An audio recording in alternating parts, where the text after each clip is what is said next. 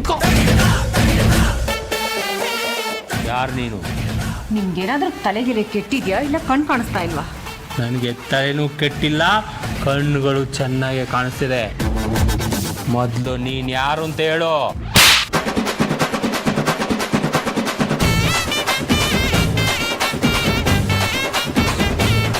ಈ ರೀತಿ ಹೊಡೆಯೋದು ನನ್ನ ಹೆಂಡತಿ ಮಾತ್ರ. ಅದು ಆಗಲೇ ಹಾವು ಒಳಗಡೆ ಹೋಗಿತ್ತಲ್ವಾ, ಅದಕ್ಕೆ ಹಾಗೆಲ್ಲ ಕೇಳಿದೆ. ಇವ್ರಿಗೆ ನಿಜ ವಿಷಯ ಹೇಳಿದ್ರೆ ಕೆಲಸ ಕೆಟ್ಟೋಗುತ್ತೆ. ಯಾವಾಗ ಯಾರ ಮುಂದೆ ಬಾಯ್ ಬಿಡ್ತಾರೋ ಗೊತ್ತಿಲ್ಲ. ಅದಕ್ಕೆ ಇವ್ರಿಗೆ ಈ ವಿಷಯ ಗೊತ್ತಾಗ್ಲೇಬಾರ್ದು.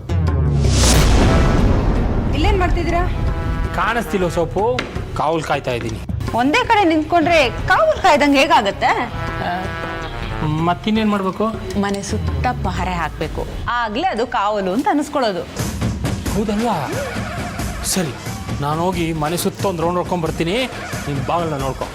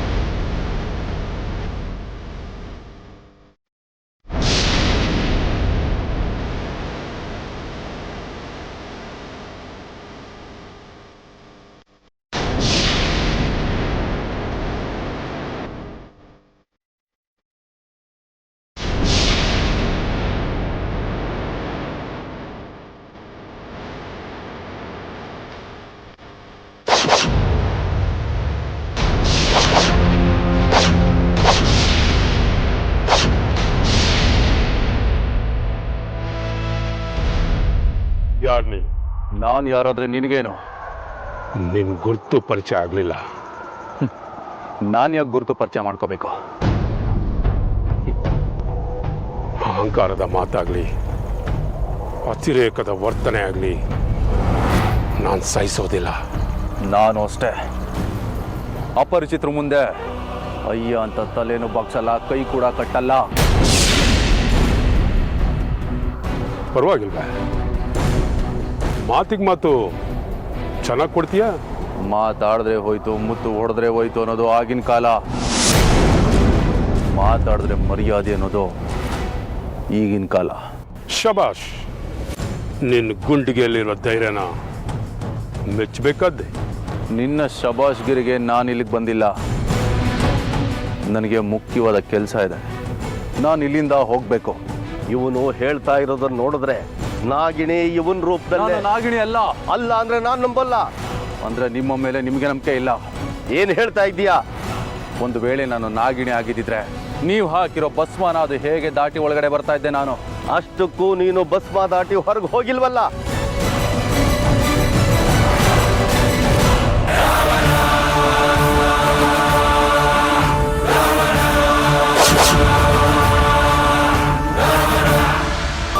ದಿಕ್ಕುಗಳು ಕಾಲ ಕೆಳಗೆ ಎಲ್ಲ ದೇವರಿ ಮುಷ್ಟಿಯೊಳಗೆ ಸೋಲಿಲ್ಲ ನನಗೆ ಸಾವಿಲ್ಲ ಕೊನೆಗೆ ನಾ ಯಾರು ಬಂದ ನಿನಗೆ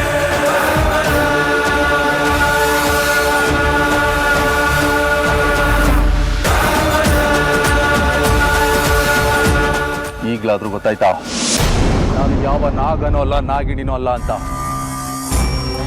ಹಾಗಾದ್ರೆ ಹೇಳು, ನೀನು ಯಾರು? ನಾನು ಯಾರು ಅನ್ನೋದು ಮುಖ್ಯನೋ ಅಥವಾ ನಿಮ್ಮ ಮನೆಯಲ್ಲಿರೋ ನಾಗಿಣಿ ಸಾಯೋದು ಮುಖ್ಯನೋ?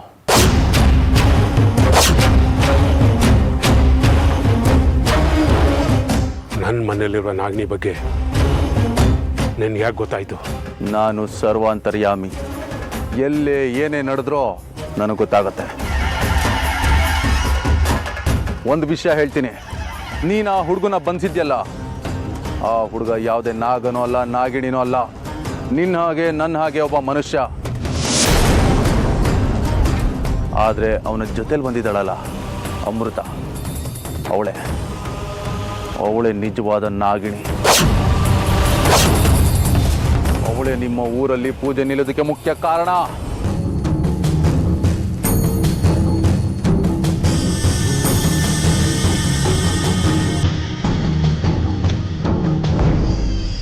ಇಷ್ಟೆಲ್ಲ ಗೊತ್ತಿರೋ ನಿನಗೆ ಇದರ ಪರಿಹಾರನೂ ಗೊತ್ತಿರುತ್ತೆ ಅನಿಸ್ತೆ. ಹೌದು, ಇದರಿಂದ ನಿಮ್ಮ ಸಮಸ್ಯೆ ಬಗೆಹರಿಯುತ್ತೆ.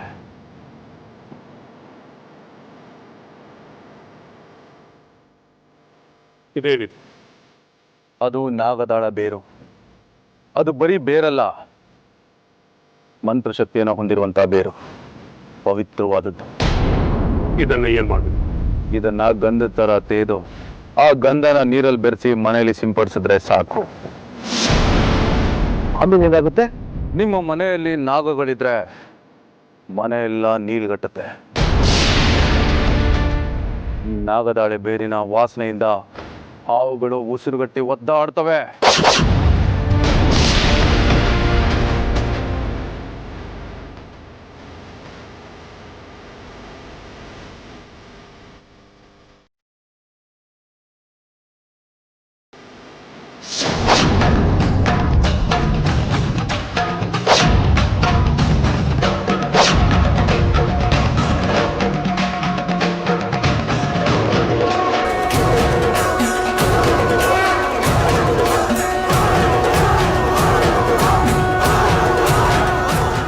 ಗುರುಗಳೇ, ನಾನು ದಮಯಂತಿ, ದಯಮಾಡಿ ದರ್ಶನ ಕೊಡಿ.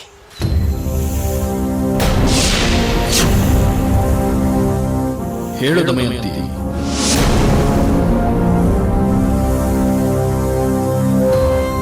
ನನ್ನನ್ನು ನೆನೆದ ಕಾರಣ? ಗುರುಗಳೇ, ನಿಮ್ಮನ್ನು ಬಿಟ್ರೆ ನನಗೆ ಬೇರೆ ಯಾರಿದ್ದಾರೆ? ನನ್ನ ಮೊಮ್ಮಗ ಅರ್ಜುನ್ ಅಪಾಯದಲ್ಲಿದ್ದಾನೆ ಅಂತ ನನಗನ್ನಿಸ್ತಾ ಇದೆ. ಅದು ಅನುಮಾನ ಅಲ್ಲ, ವಾಸ್ತವ. ಅದಕ್ಕೆ ಪರಿಹಾರ ನಾನೇ ವಿಷ್ಣುಪುರಕ್ಕೆ ಹೋಗ್ಲಾ ಗುರುಗಳೇ? ನೀನು ಅಲ್ಲಿಗೆ ಹೋದ್ರೆ ಅಟ್ಟದಲ್ಲಿ ಕರಗುವ ಸಮಸ್ಯೆ ಪರ್ವತದಂತೆ ನಿರ್ಮಾಣ ಆಗುತ್ತೆ.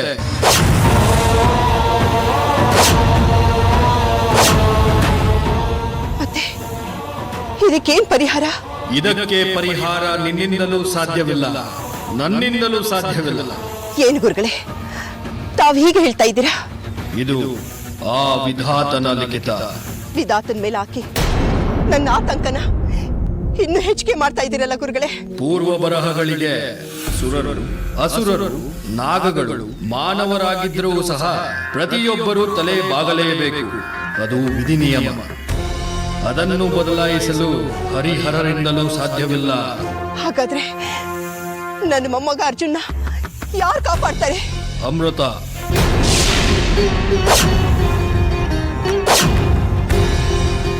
ಏನ್ ಹೇಳ್ತಾ ಇದ್ದೀರಾ ಗುರುಗಳೇ? ಹಿಂದೆ ನಾನು ಈ ವಿಷಯನ ಹೇಳಿದ್ದೆ, ನೀನು ಮರ್ತಿರೋ ಹಾಗಿದೆ.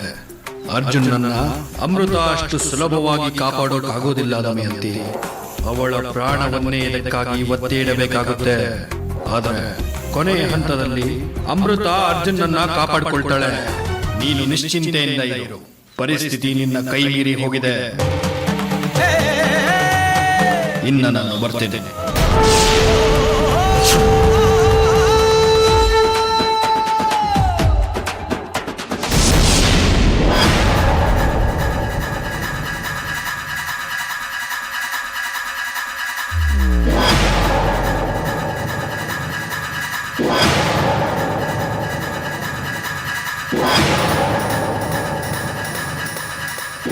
ಅವನು ಹೇಳಿದ್ದು ನಿಜ ಆಗಿದ್ದರೆ ನಮ್ಮೂರು ದೇವಸ್ಥಾನ ಹಾಗೆ ನಿಮ್ಮ ಮನೆಗೆ ಹಿಡ್ದಿರೋ ಗ್ರಹಚಾರ ಬಿಟ್ಟೋಗುತ್ತೆ.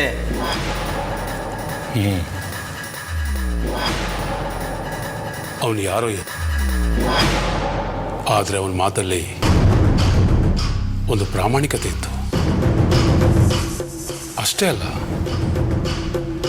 ಅವನಿಗೂ ನಾಗಗಳಿಗೂ ಏನೋ ದ್ವೇಷ ಇರೋ ಥರ ಕಾಣಿಸ್ತಾ ಇತ್ತು. ಅದಕ್ಕೆ ಅವನು ನಮಗೆ ಸಹಾಯ ಮಾಡಕ್ಕೆ ಬಂದಿರೋದು, ಅಥವಾ ಈ ನಾಗಿನ ಸತ್ರೆ ಲಾಭ ಆಗುವ ಥರ ಅನಿಸ್ತಾ ಇದೆ. ಅದೆಲ್ಲ ನಮ್ಗೆ ಯಾಕೆ? ಶತ್ರುವಿನ ಶತ್ರು ಮಿತ್ರ ಅಂತ ನಿಮಗೆ ಗೊತ್ತಿಲ್ವಾ? ಅವರಿಬ್ಬರ ದ್ವೇಷದಲ್ಲಿ ಲಾಭ ಆಗ್ತಿರೋದು ನಮಗೆ ತಾನೇ. ಅದನ್ನು ನಾವು ಸಂತೋಷದಿಂದ ಸ್ವೀಕರಿಸೋಣ ಅಷ್ಟೇ. ನೀವು ಹೇಳ್ತಿರೋದು ಒಂದು ರೀತಿ ಸತ್ಯನೇ.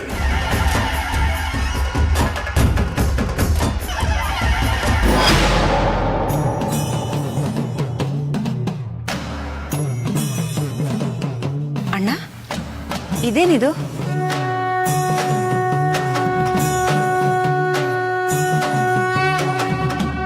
ಇದು ನಾಗಿನಿ ಪಾಲ್ಗೆ ಯಮಭಾಷ.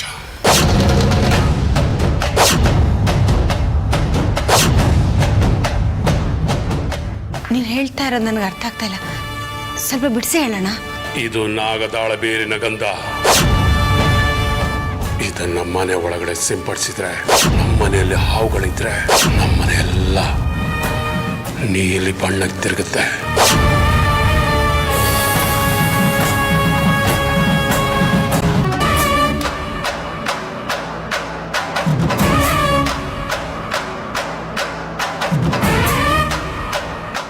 ಇದರ ಪರಿಮಳ ಮನೆಯೆಲ್ಲ ಆವರಿಸಿ ಆ ನಾಗಿನಿ ಎಲ್ಲೇ ಇದ್ರು ಕ್ಷಣ ಮಾತ್ರದಲ್ಲಿ ಸತ್ತೋಗ್ತಾಳೆ.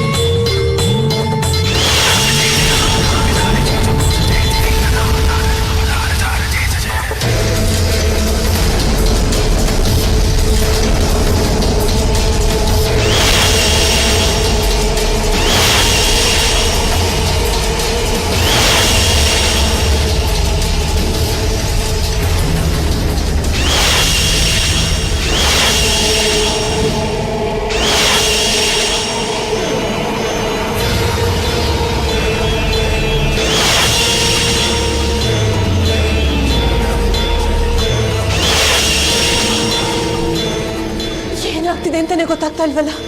ಉಸಿರು ಕಟ್ಟಾಗ ಆಗ್ತಿದೆ.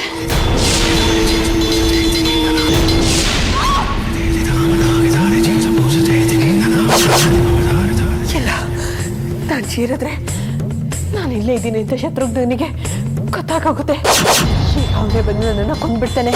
ನಾನು ಈ ಹಿಂಸೆನ ಅನ್ಭವಿಸಿದ್ರು ಪರವಾಗಿಲ್ಲ.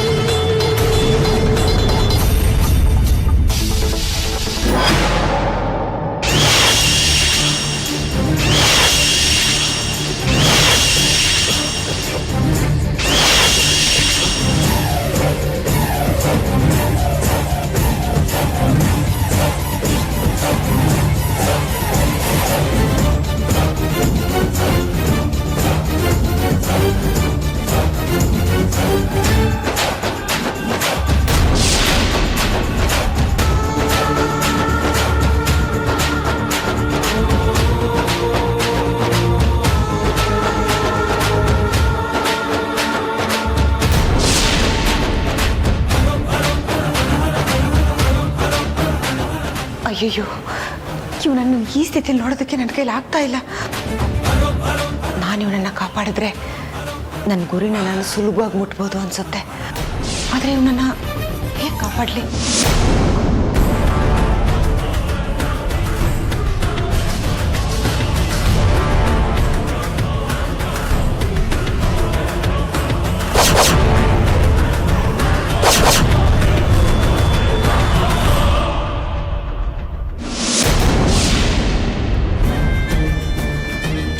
ಅಯ್ಯೋ ಇವನನ್ನ ಹೇಗೆ ಕಾಪಾಡೋದು ಅಂತಾನೆ ಗೊತ್ತಾಗ್ತಾ ಇಲ್ವಲ್ಲ. ಇವನನ್ನ ಕಾಪಾಡೋದಕ್ಕಿರೋದು ಒಂದೇ ದಾರಿ, ಇವನನ್ನ ರೂಮಿಂದ ಹೊರಗೆ ಕಳಿಸ್ಬೇಕು.